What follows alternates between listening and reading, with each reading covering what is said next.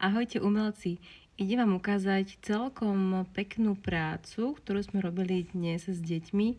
Je to celkom také zábavné a iné a veľmi rýchle, takže kto má záujem, pozerajte.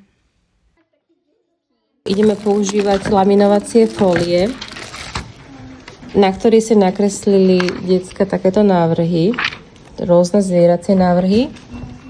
Takto aj takéto si obkreslili. A ideme to teraz obstrihať a zalaminovať laminovačkou. A vyplníme to vodou a takýmito trblietkami. Jedna strana je už otvorená a druhá je zavretá, tak túto otvorenú ostrihneme a túto zatvorenú nechávame. Koľko tej vody tam mám dať? Vyskúšaj, či ti nevyteká nejaká bodka alebo niečo tomu. Si nechala moc veľké hore voľné, tak si má nechať malinký kúštik. Okay. Ako potom zalaminuješ také veľké? To ti nepodarí zalaminovať. Nechávajte iba také 2 cm.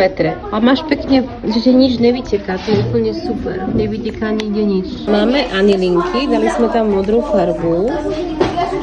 Takúto. A teraz tam dáme tej modré. Ide to? Hej, To ešte prifarbíme trošku.